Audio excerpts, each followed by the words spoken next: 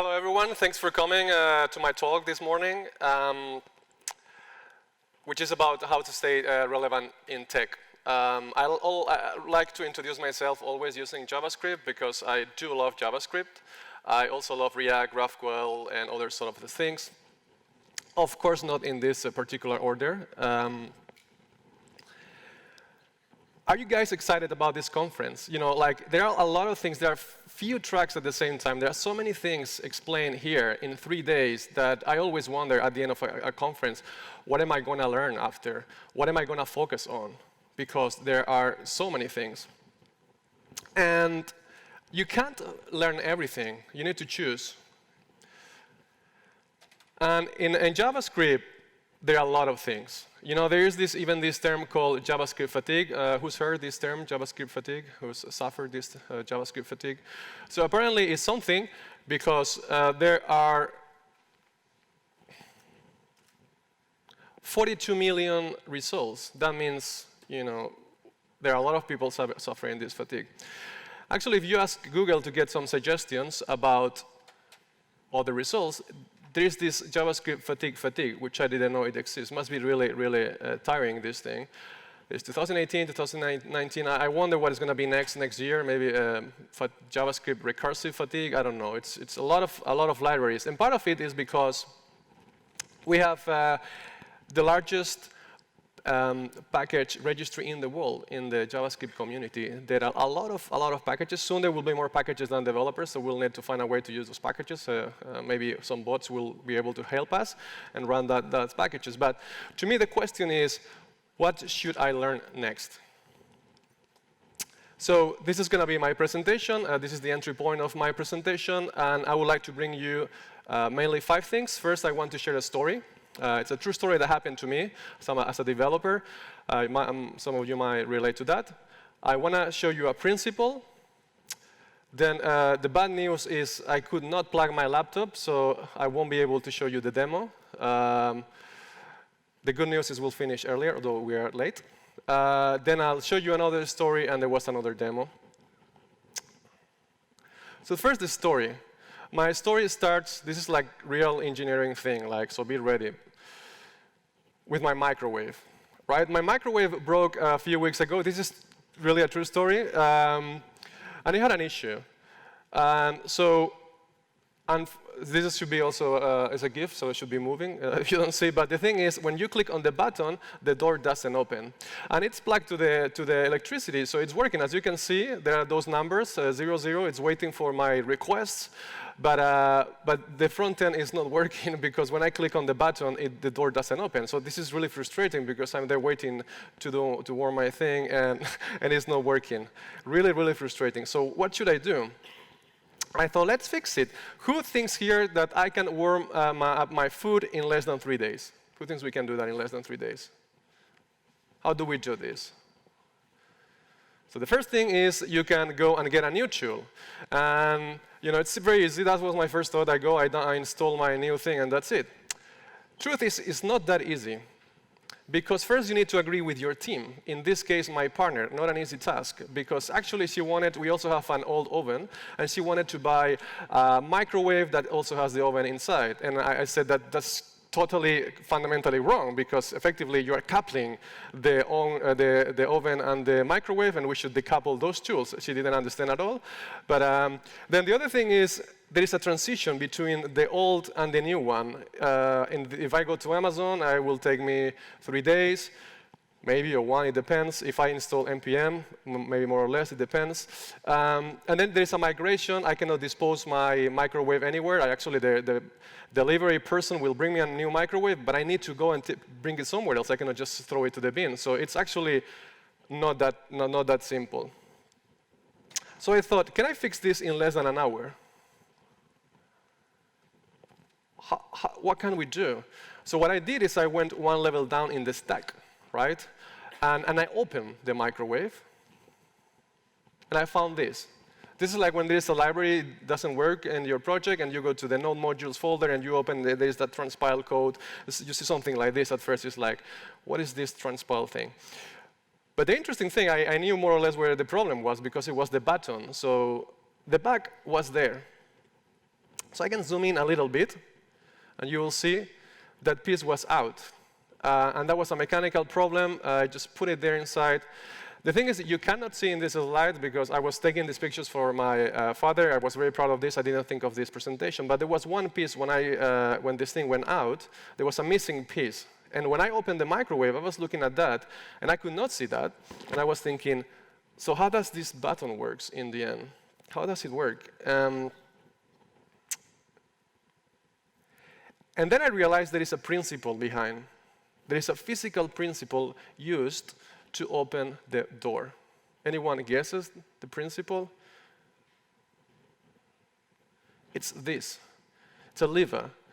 You put a force in, there is a fulcrum, that's the piece you don't see in the picture, and that pushes out the door and it opens the door. It's magic. It's a very simple principle. I actually learned this principle at secondary school, more or less. I'm getting old, so I don't remember very well. But the thing is, it's still relevant, and I still remember this thing. So I learned the principle, and I was able to fix my microwave. It's very interesting because gears use the same principle. Even you see some circle, it's the same idea as that line in, out. It's the same idea. The first gear gets energy in, energy out, and the first gear is moving the last gear. And even more interesting, if you have a clock on the wall of your living room, a mechanical clock that tick-tock, tick-tock, it uses the same principle. Simple idea, very powerful. So what did I learn here? It's important to try to go one level down in your stack. So if you are an Express developer or you are a Vue, React, Angular, try to learn one level down in the stack, because and for us, that's JavaScript. And then beyond that, try to learn the principles behind that guide those libraries. So now is the time for the demo, which unfortunately I won't be able to show you. So I will try to explain you. So the idea is I was going to show you some three functions that get a string, input and output a string. So they do some transformation. So you can compose. Who is familiar here with the concept of composition? So the idea is you can apply composition to a simple string. That's JavaScript. Now in React we say React is there's the React composition model. So and now there is hooks. It's a new thing called hooks. And there was a wall before that.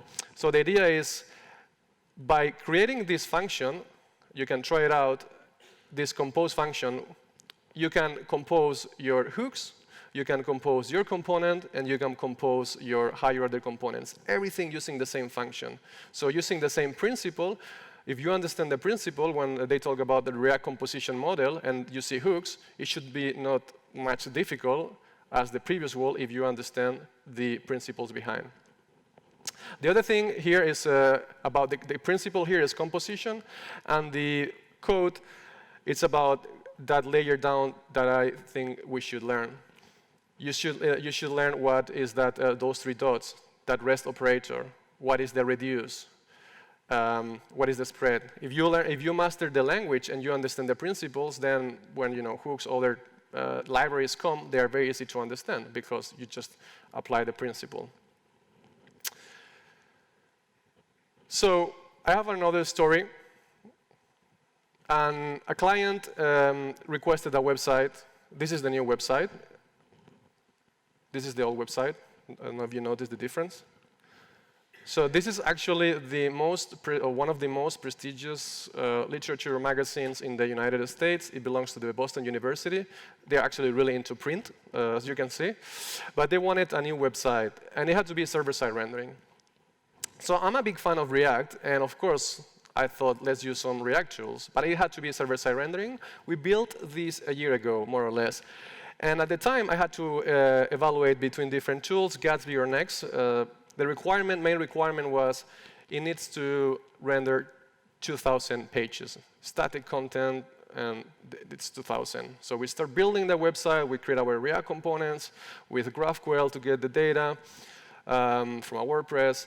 And then the requirements change. And suddenly, it needs to handle 10,000 pages. So there was Gatsby version 1. There's no way it was going to handle that. We tried, but it didn't work. So we had to move away from Gatsby, get all our React components to somewhere else.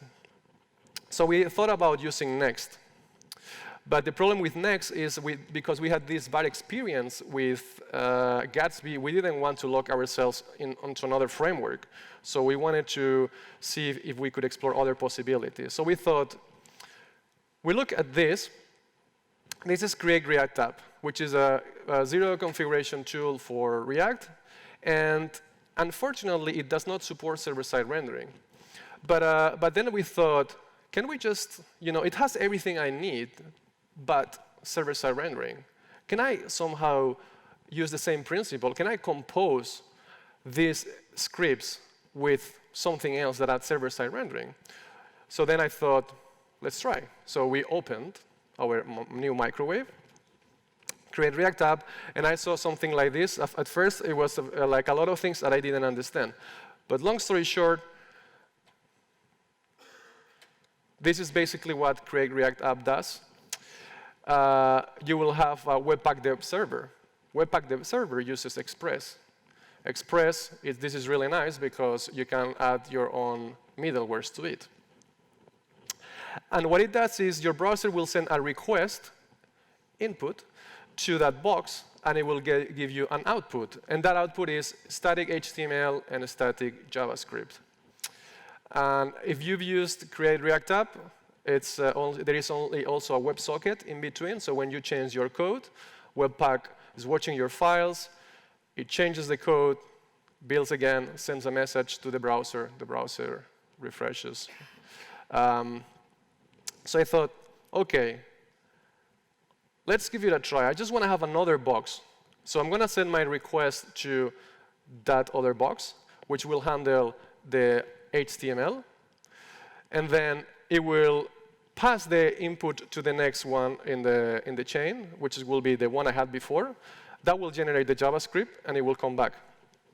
And I want this thing to also work with the WebSocket. So if the Webpack Dev server, the localhost 3000, detects a new change in the code, and it compiles again and sends a WebSocket, I want it to be back to the browser.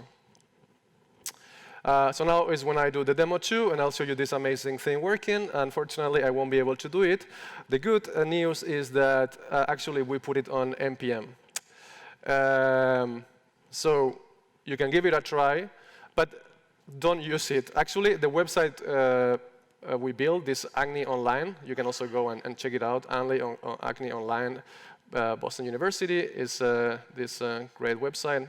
I can go back now because I don't have my demo, so I have extra time. So you will see this website, and it works OK. But I have to say that though it was a lot of fun opening the microwave, again, in this case, and I built this thing, and then in the end, I wanted to contribute to this JavaScript fatigue and create a new library, and I put it on NPM. I think it didn't pay because I spent too much time, and we were over budget and over time. So the client was not very happy about it. So I do not recommend to use my package, but definitely give it a try if you want to see. It's very simple. You can npm install yarn start, and it will show you how it works. So in this case, the lessons that I learned was, yeah, it's good to learn the underlying layer, but you need to be aware where to stop. That's really important, because otherwise you can run over time and over budget. I learned a lot about Create React App, WebSockets, how Express is working under the hood. It was really, really a lot of fun. And I also published my package, but the reality is the project went over budget and over time. So you need to know when to stop. The other thing is, when you use a library, or even when you build a library, try to make it so it's easy to compose with other libraries, which seems obvious, but it's not that simple, because if the library is not implemented in a way that it's this entire library, I just want to compose it with someone else, with something else, it's really difficult. So make sure that there is a way to go back. So in our case, once we started in this path with Gatsby, and we realized it didn't work, we lost weeks, evaluating alternatives and moving all our GraphQL and React code to somewhere else. While, unfortunately, I cannot show you the code, but in the case of these scripts, it's a matter of changing this package JSON scripts. You change one line, and one library talks to the next library, or you can directly talk to that library. So that's very simple. If you want to give it a try and you don't like, it's very easy to go back. So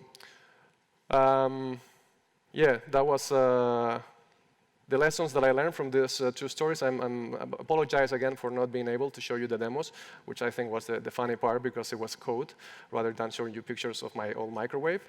But I hope you learned something. And if you're curious, you can go to those packages and give it a try. Thank you very much.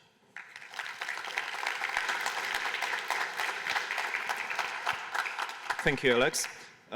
Just a quick reminder, if you would like to ask Alex a question, just simply go to the Slido website, type in the conference code, which is Sphere IT, then select the correct room. For now, it's JS Sphere, and then you can just type your question there. Alex, the very first question, Create React app uses Express in production mode too. Isn't it just static JS? So it does not use, so on production, there is no server.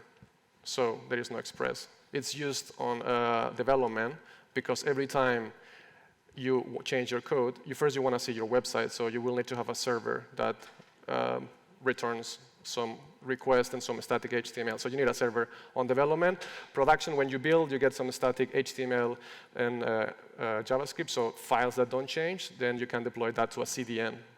You don't need a server. So there is no Express on production. But there is an Express in a Webpack dev server under the hood for development. Okay. If you suddenly have second chance to with this project, will you do the same steps? Definitely I would explore other steps. Knowing what I know now, I would explore more next. I guess that would be the alternative because I would still try next Gatsby. I think Gatsby is a very good tool. Version 2 could work now. Version 1, for the amount of pages things change, requirement changed. I could not predict that. But now going back, if I would give it a try probably to Next instead of my library, and even I would be logged to Next as I was to Gatsby, maybe I would have finished the project on time and on budget rather than building my own thing. All right.